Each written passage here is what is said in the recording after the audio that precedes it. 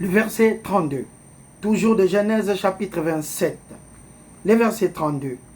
Ésaü aussi son frère, il fit aussi un mets qu'il apporta à son père. Et il dit à son père, que mon père s'élève et mange du gibier que son fils, afin que ton âme me bénisse. Isaac, son père, lui dit, qui es-tu? Il répondit, je suis ton fils aîné, Ésaü. Isaac fut saisi d'une violente émotion et il dit, qui est donc celui qui a chassé du gibier et me l'a apporté? J'ai mangé des tout avant que tu vinsses, et je l'ai béni, aussi sera-t-il béni. Lorsqu'Ésaü attendit les paroles de son père, il poussa fort des cris, plein d'amertume, de la haine. Il dit à son père, bénis-moi aussi, mon père. Isaac dit, ton frère est venu avec ruse. Il a enlevé la bénédiction dans une famille. La famille est l'ensemble des personnes apparentées, vivant sous un même toit. Souvent, nous avons un père, une maman et les enfants. Mais nous voyons les deux enfants déjà créer un conflit énorme. À partir d'ici, nous comprenons cette réalité. C'était le cœur de Rebecca, la maman d'Ésaü et de Jacob, dans son point de vue, pensant que la personne qui devait être bénie, c'était Jacob. Et Ésaü devait être mis de côté. C'était son point de vue. Mais Isaac, lui, voulait bénir Ésaü parce qu'il était l'aîné de la famille. Par exemple, en Afrique, si je vais me marier aujourd'hui, l'oncle, donc les frères de ma mère, doit prendre part en tant que responsable, moi. Mais si mes enfants, à moi, veulent se marier, ce sont mes frères et sœurs qui doivent être responsables, non plus l'oncle qui est le frère de ma sœur. Ce sont des réalités des familles. La famille est composée de personnes apparentées. C'est une réalité dans la vie. Ici, nous voyons Rebecca créer quelque chose qui était énorme. Nous voyons ici l'amertume de cœur d'Ésaü. Ton frère est venu avec ruse et il a enlevé ta bénédiction. Ésaü dit, est-ce que parce qu'on l'a appelé du nom de Jacob qu'il m'a encore supplanté pour la deuxième fois? Il a enlevé mes droits d'aînesse. Et voici maintenant qu'il vient d'enlever ma bénédiction, il dit, n'as-tu point réservé encore des bénédictions pour moi? Ésaü a demandé même la dernière bénédiction qui pouvait exister. Mais il n'y en avait plus. Isaac répondit et dit à Ésaü, voici, je l'ai établi ton maître, je lui ai donné tout. Ses frères pour serviteurs, je l'ai pourvu de blé et de vin. Que puis-je donc faire pour toi, mon fils? Ésaü dit à son père, n'as-tu que cette seule bénédiction? Mon père, bénis-moi aussi, mon père. Ésaü éleva même la voix et pleura. Ésaü pleura. C'est la haine qui commença dans une famille. Et ça a duré plus de 20 ans. La haine qui a été sémée par l'erreur peut-être du parent. Mais n'oublions pas, le point de vue de Dieu n'est point le point de vue de l'homme. Dieu est omniscient, omnipotent, omniprésent. Dieu sait tout, Dieu voit tout. Il y a d'autres réalités de la vie qui peuvent nous arriver, on ne s'en rend pas compte. Mais Dieu peut déplacer son Fils afin d'éviter un problème énorme que tu ne pourras jamais résoudre. Que Dieu soit loué. Verset 39. Isaac son père répondit et lui dit, voici, ta demeure sera privée de la graisse de la terre et de la rosée du ciel d'en haut. Tu vivras de ton épée et tu seras asservi à ton frère. Mais en errant librement ça et là, tu briseras son joug de dessus de ton cou. Ésaü maintenant conçut de la haine contre Jacob à cause de la bénédiction de son père. Il avait béni. Ésaü disait en son cœur, les jours du deuil de mon père vont approcher et je tuerai Jacob, mon frère. C'est un projet de fin de vie, mais dans une famille. Ce que nous vivons aujourd'hui dans nos familles respectives peut être aussi dangereux. Il y a d'autres réalités dans nos familles propres qu'on peut dire qu'avant c'était impossible, mais maintenant c'est possible. Par rapport au mal qui peuvent traverser de génération en génération. Et c'est dit souvent à la jalousie, et c'est dit souvent à la haine. qui peuvent s'aimer cela. Mais l'amour de Dieu surpasse tout. Pourquoi Dieu dit, dans chaque situation, il va nous éclairer. Et la vérité triomphera. Quel que soit les temps, la vérité prendra toujours le dessus. La famille, une entreprise de Dieu, mais gérée par l'homme. On a toujours des problèmes, toutes sortes de problèmes. Mais Dieu est là pour apporter toujours la paix. Dans nos familles, nous vivons des moments incroyables, impensables des fois. Mais l'amour de Dieu surpasse toujours la volonté de la haine. Nous sommes toujours au-dessus de la haine. Abraham a tout fait pour restaurer la paix entre Lot et lui. Mais regardons cette histoire de Jacob pour avoir une idée. Jacob et Ésaü. Que Dieu vous bénisse. Bienvenue à la conférence 1 heure pour Dieu, la croyance authentique. L'enseignement est long, tellement long, mais Dieu est tellement amour. Il nous a créés à son image. Je n'ai jamais reçu la facture pour le souffle de vie. Je n'ai jamais reçu la facture pour la bénédiction de l'Éternel. Voilà pourquoi j'enseigne avec joie et simplicité de cœur. Soulier ou pas soulier, la parole de Dieu sera toujours enseignée. Et verset 42. On apporta la déclaration d'Ésaü à Rebecca, les paroles d'Ésaü, son fils aîné. Elle fit alors appeler Jacob, son fils cadet, et lui dit, « Voici Ésaü ton frère veut tirer vengeance de toi en te tuant. Maintenant mon fils, écoute ma voix. Lève-toi, fuis chez Laban. Fuis chez Laban, mon frère, qui est où? À Charan. N'oublions pas, Térak, le grand-père, est décédé où? À Charan. C'est là où ils ont passé des beaux moments. C'est là où même Abraham a pu avoir beaucoup des ouvriers afin de travailler pour lui. Abraham était là, il avait vraiment du monde et des bergers qui travaillaient pour lui. Il y a même Lot qui était aussi là-bas, qu'ils ont quitté ensemble, Sarah, Abraham ainsi que Lot. Mais là, nous voyons des réalités. Maintenant, qu'est-ce que Rebecca a donné comme conseil à Jacob? De fuir vers son oncle Laban, qui était où? À Charan. Donc, il va encore remonter depuis le bas vers Israël, en bas, côté du Liban, vers le bas, pour remonter vers la Turquie, ou atteindre encore une fois Charan, pour fuir la colère de son frère Ésaü. Bienvenue à la conférence. Le thème de notre enseignement est l'entreprise de Dieu, la famille qui est gérée par l'homme. Nous allons voir cela. Genèse chapitre 28. Genèse chapitre 28, à partir du verset 1 jusqu'au verset 9. Isaac appela Jacob, le bénit et lui donna cet ordre. Tu ne prendras pas une femme parmi les filles des Canaan, des Cananéennes. Tu ne prendras pas. Lève-toi, va à Padaram, à la maison de Bethuel. Bethuel qui est le responsable, père de ta mère, le père de Rebecca, et Bethuel comme descendant de Nachor, le frère d'Abraham. Prends une femme d'entre les filles de Laban, à Charan, frère de ta mère, Rebecca. Que les dieux tout-puissants te bénissent et te rendent fécond les droits de fonder une famille. Pourquoi? La famille est sacrée. Là, il y avait un problème sérieux dans cette famille d'Isaac. Mais Isaac trouvait le moyen toujours d'apporter la paix. Parce que la réalité, c'est que Rebecca avait accompli ça, apporté des problèmes incroyables. Mais le papa était là pour apporter la paix.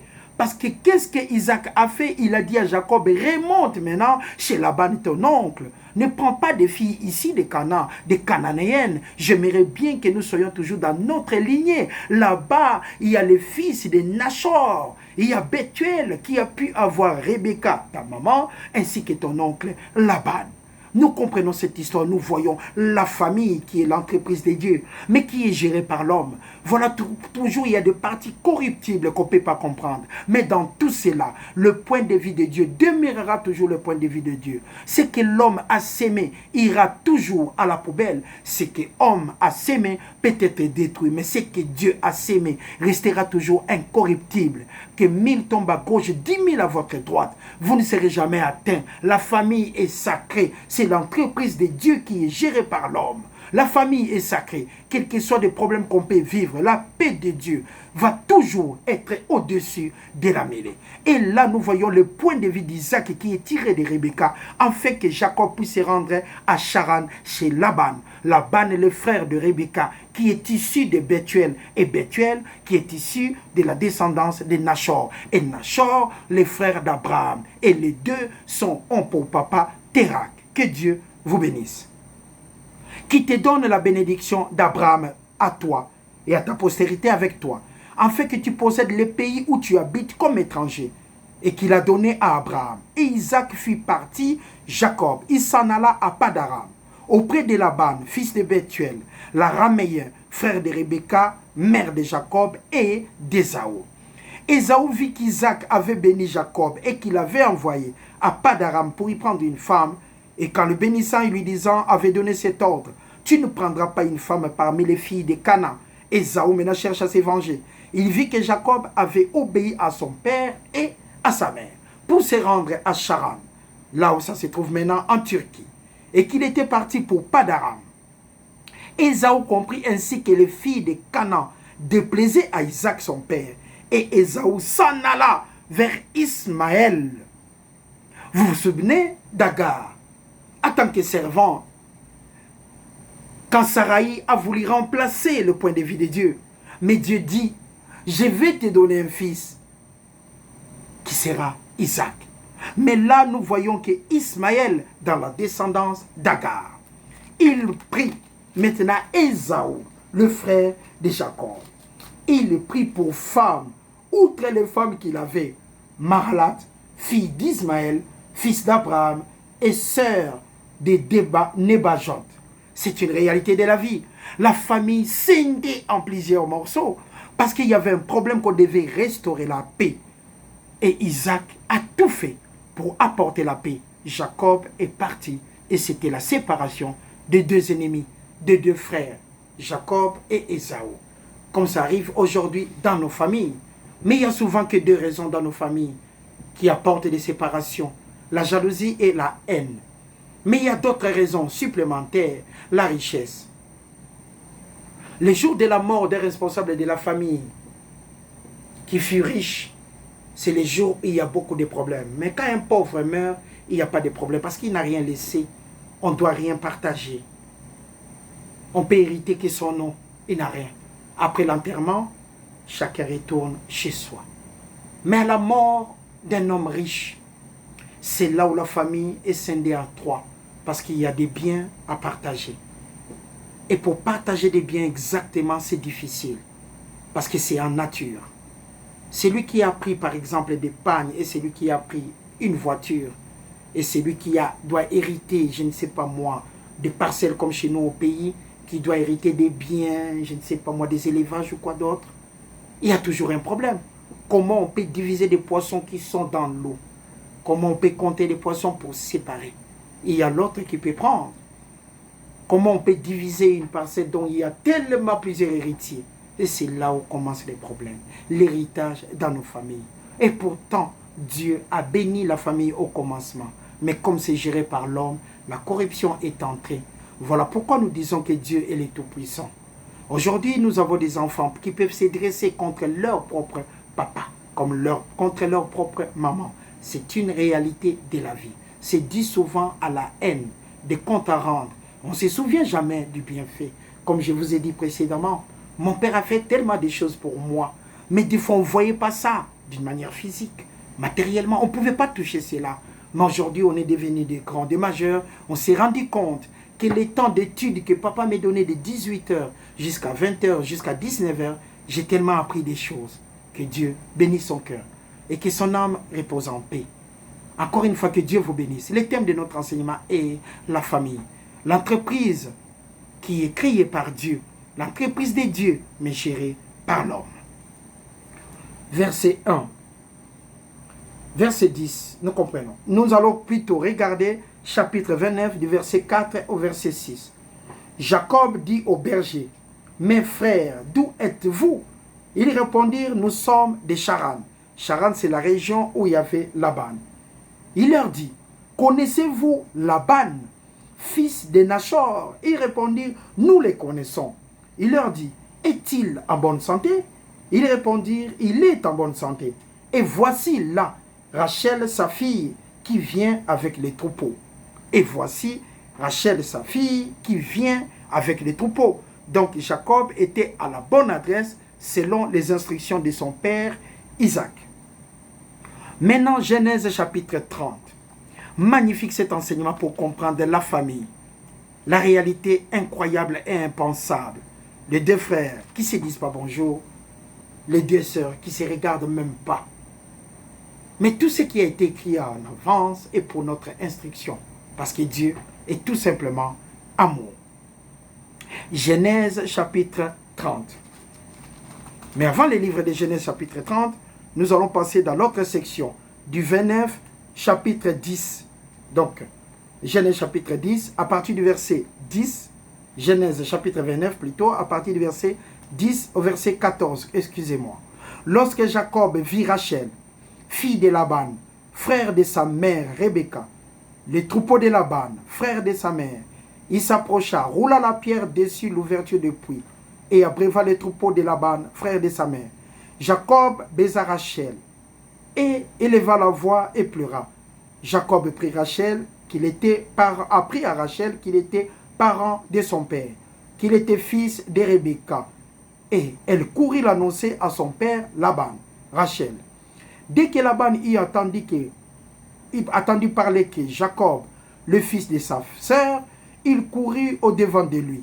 Il l'embrassa et le baisa et le fit venir dans sa maison. Jacob raconta à Laban toutes ces choses. C'était magnifique leur rencontre. Je pense depuis la séparation de Laban ainsi que Rebecca, ça devait faire très très longtemps parce qu'il venait de voir Isaac en tant qu'un jeune homme qui était là.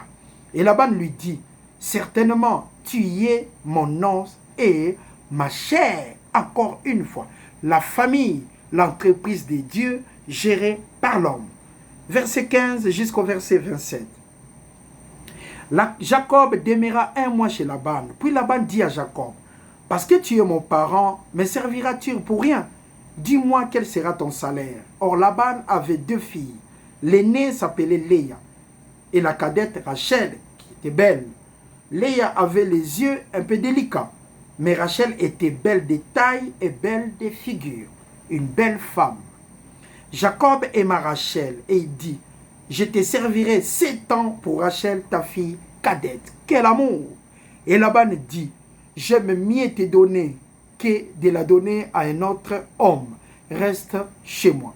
Ainsi, Jacob servit pour avoir Rachel 7 années. Elles firent à ses yeux comme quelques jours parce qu'il l'aimait. L'amour au-dessus de tout. Quand nous aimons une femme, nous sommes capables de tout réaliser. C'est un grand projet, un projet de l'amour vis-à-vis de sa femme. C'était magnifique ici, nous voyons Jacob mettre 7 ans comme si c'était un jour parce qu'il aimait tellement Rachel. Il était prêt de travailler 7 ans afin d'avoir la femme de sa vie. Verset 21. Ensuite, Jacob dit à Laban, donne-moi ma femme car mon temps est accompli, j'irai vers elle. Laban réunit tous les gens du milieu et fit un festin. Le soir, il prit Léa, sa fille, et l'amena vers Jacob. Jacob s'approcha d'elle. Et Laban donna pour servante Léa, sa fille Zilpa, sa servante. Le lendemain matin, voilà que c'était Léa. Alors Jacob dit à Laban, j'ai travaillé pour Rachel. J'ai servi chez toi. Pourquoi m'as-tu trompé? Encore une histoire de famille. Mais Dieu a dit, la famille est son entreprise. Mais qui est géré plutôt par l'homme? Laban dit, ce n'est point de notre coutume dans ces lieux de donner la cadette avant l'aîné. Voilà le respect, les hiérarchies dans une famille. L'aîné a été respecté, considéré par rapport à la cadette. Achève la semaine avec celle-ci et nous te donnerons aussi l'autre pour les services que tu feras encore chez moi pendant 7 nouvelles années. Incroyable. Une réalité qui devait traverser. Genèse chapitre 30. À partir du verset 27. Jacob chez Laban. Jacob chez son oncle, Jacob chez son beau-père. C'est toujours l'histoire de la famille. La famille est sacrée et la famille restera toujours sacrée. Quels que soient des problèmes internes, quels que soient des problèmes internes, la paix de Dieu surpassera tous les points de vue. Voilà pourquoi il nous a dit en Philippiens chapitre 3, le verset 15, là où il y a d'autres avis, je vais vous éclairer. Dieu finira toujours par éclairer une situation compliquée dans une famille. La famille est sacrée. Tout ce qui a été écrit d'avance est pour notre instruction. Voyons des problèmes au sein même de cette famille de Jacob, famille d'Abraham. Mais comment ça a été restauré et apporté la paix à la fin. Et Genèse chapitre 30, à partir du verset 27. Laban lui dit, puis-je trouver grâce à tes yeux? Je vois bien que l'Éternel m'a béni à cause de toi. Il a reconnu, à cause de Jacob, il était béni. Fixe-moi ton salaire et je te le donnerai. Jacob lui dit, tu sais comment je t'ai servi et ce qu'est devenu ton troupeau avec moi. Nous allons lire ça jusqu'au verset 34. Car le peu que tu avais avant moi, c'est beaucoup accru. Et l'Éternel t'a béni sur mes pas. Maintenant, quand je travaillerai-je aussi pour ma maison? Laban dit, que te donnerai-je? Et Jacob répondit, tu ne me donneras rien. Si tu consens à ce que je vais te dire, je ferai paître à corps ton troupeau et je les garderai. Afin que Jacob essaie de fixer maintenant son salaire. Mais c'est toujours dans la famille. Le frère de sa maman, son oncle, qui est devenu encore son beau-père. Que Dieu vous bénisse abondamment. La famille restera toujours sacrée. Verset 42. Je parcourais aujourd'hui tout ton troupeau, mais à part, parmi les brebis, tout agneau tacheté et marqueté, et tout agneau noir parmi les chèvres. Tout ce qui est marqueté et tacheté, ça sera mon salaire. Ma droiture répondra pour moi demain, quand tu viendras voir mon salaire. Tout ce qui ne sera pas tacheté et marqueté parmi les chèvres et noir parmi les agneaux, ça sera de ma part un vol. Laban dit, eh bien, qu'il te soit selon ta parole. Et le salaire de Jacob a été fixé à l'entreprise familiale dont le patron fut Laban. L'entreprise familiale, comme nous voyons partout. Ici en Europe, il y a tellement des entreprises familiales. Des fois, il y a des réussites, des fois, il y a toujours d'abus. Parce que nous sommes en famille, des fois, on fait des choses tout en pensant que mon frère ne tiendra pas compte. Il n'y aura pas de colère parce que nous sommes dans une famille. Voilà pourquoi nous disons toujours la famille est sacrée. Mais l'emballage dans la famille, la souffrance dans une famille, finit toujours par trouver une solution. Parce que Dieu est bon. Il a dit, je vais vous éclairer, car il y aura d'autres avis en cas d'avis contraire. Maintenant le verset 43. Le verset 43. Cet homme qui, Jacob, devint de plus en plus riche, il y eut du menu de bétail en abondance, des servantes et des serviteurs, des chameaux et des ânes. Maintenant, 31. 31 à partir du verset 1. Ici, nous parlons de l'entreprise de Laban, qui est le frère de Rachel et de Rebecca. Rebecca, la femme d'Isaac, et Rebecca, le mère d'Ésaü et de Jacob. Après la séparation d'Ésaü et de Jacob, Jacob s'est rendu à Charan, selon le conseil ici de sa maman et de son père, chez son oncle Laban. Là-bas, il a trouvé Rachel, la femme qu'il aimait beaucoup.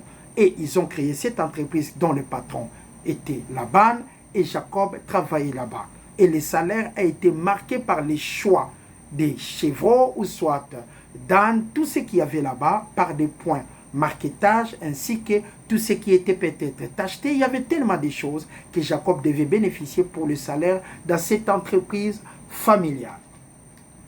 Jacob maintenant, avec le progrès, attendit parce qu'il était devenu riche en bétail, attendit les propos des fils de Laban qui commencent à douter, qui commencent à soupçonner le mal, qui disaient Jacob a pris tout ce qui était à notre père Laban, c'est avec le bien de notre père qui s'est acquis toute cette richesse. Donc son cousin qui commençait à se plaindre que son père va devenir pauvre à cause de leur cousin qui était le fils de Rebecca. Donc même là où il était parti à Charan, il y a eu toujours des problèmes. Maintenant il s'agissait de l'entreprise familiale. Ainsi va la vie. Dieu a dit, Dieu le bénit, vous allez dominer sur tout. Mais la famille a été déjà bénie par Dieu. Mais nous aurons toujours des problèmes dans une famille. Au sein de la famille, on doit toujours avoir des problèmes. Mais considérez votre papa, considérez votre maman et vous allez comprendre leur souffrance. Même si vous ne voyez pas leur richesse physiquement parlant, il y a des mamans qui sont pauvres et des parents qui sont vraiment pauvres. Mais ils vous ont donné quelque chose que vous ne pouvez jamais rembourser. La bénédiction les jours de votre naissance. Vous vous souvenez du travail de votre mère pendant 9 mois dans le ventre. Des fois, elle s'est promenée de gauche à droite pour votre bien. Et le travail du jour de votre naissance, si votre maman disait non, c'est non, vous ne serez pas là. C'est une réalité de la vie. Même si nos parents peuvent être des pauvres, considérons-les parce que la réalité d'une famille a été fondée par le parent. Parce que Dieu les bénit et dit, soyez féconds, multipliez, remplissez la terre. Vous aurez tout pour manger. C'est ça la famille.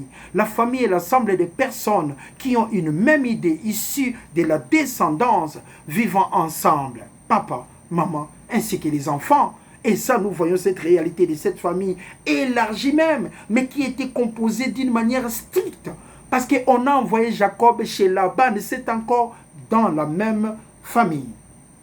Jacob remarqua aussi le visage de Laban. Et voici, il n'était plus envers lui comme auparavant. C'est comme on dit, quand vous mettez le pied tous les jours chez un ami, un jour, on aura assez de votre présence. C'est une réalité aussi de la vie. Et là, nous voyons que Jacob commençait à nuire. Sa présence commençait à détruire l'entreprise pour ses cousins. Et ils ont imaginé cela. Regardons encore. Alors l'Éternel dit à Jacob, retourne au pays de ton père et ton lieu de naissance, et je serai avec toi. Jacob fit appeler Rachel et Léa qui étaient au champ vers son troupeau. Il leur dit, je vois au visage de votre père qui n'est plus envers moi comme auparavant, mais le Dieu de mon père a été avec moi. Vous savez vous-même que j'ai servi votre père de tout mon pouvoir. Votre père s'est joué de moi et a changé 10 fois mon salaire, mais Dieu ne lui a pas permis de me faire du mal. Quand il disait les tachetés seront ton salaire, toutes les brebis faisaient de petits tachetés. Et quand il disait les rayés seront ton salaire, toutes les brebis faisaient de petits rayés. Dieu a pris votre père son troupeau et me l'a donné. Le point de vue de Dieu n'est pas le point de vue de l'homme. Nous voyons maintenant, c'est notre problème qui commence à. Nous allons regarder même de là. Donc à partir du chapitre 31, nous allons voir maintenant le verset 7. Et votre père s'est joué de moi et a changé 10 fois mon salaire. Mais Dieu ne lui a pas permis de me faire du mal. Vous savez, Dieu est le Tout-Puissant. Vous pouvez dormir et se réveiller, penser à faire du mal à quelqu'un. Parce que la personne n'est pas omnisciente, mais Dieu est grand. Jacob a dit, son salaire a été modifié 7 fois. Mais il a aussi gagné 7 fois. Avec Dieu, nous ferons des exploits. Que 1000 tombent à gauche et 10 000 à votre droite, vous ne serez jamais atteint. Si vous êtes responsable de votre famille, on vous fait du mal, ne regardez pas cela, gardez votre silence, parce que Dieu va vous payer 7 fois de plus. Même si une maison n'a pas été construite selon votre point de vue, sachez-le bien que Dieu est le Tout-Puissant. Dieu n'abandonne jamais ses enfants. La trajectoire de Dieu restera toujours incorruptible vis-à-vis de nous. L'amour de Dieu surpasse tous les problèmes qu'on peut rencontrer dans la vie. Un responsable d'une famille est toujours béni parce que Dieu a dit, soyez féconds, je vous bénis. Vous allez dominer sur tout ce qu'il y a sur la terre. Et papa n'est point un homme pour mentir, ni un fils de l'homme pour se repentir. Ce qu'il a dit, ça va s'accomplir. Tout ce qui a été écrit d'avance est pour notre instruction. On se bat pour nos familles, on travaille pour nos familles et Dieu ne peut pas nous abandonner. Même si un enfant ne reconnaît pas le bienfait de son père, ne reconnaît pas le bienfait de sa maman, mais Dieu est tout à fait bon. Notre salaire viendra que de Dieu parce qu'il nous a bénis d'avance. À toutes les familles, que Dieu vous bénisse abondamment. Le thème de notre enseignement est l'entreprise de Dieu gérée par l'homme, la famille. Un enseignement tellement long. Mais la parole de Dieu doit être enseignée avec joie et simplicité de cœur. Genèse 31. Maintenant, Genèse chapitre 32. À partir du verset 6. Que Dieu vous bénisse abondamment. Bienvenue à la conférence 1 heure pour Dieu, la croyance authentique.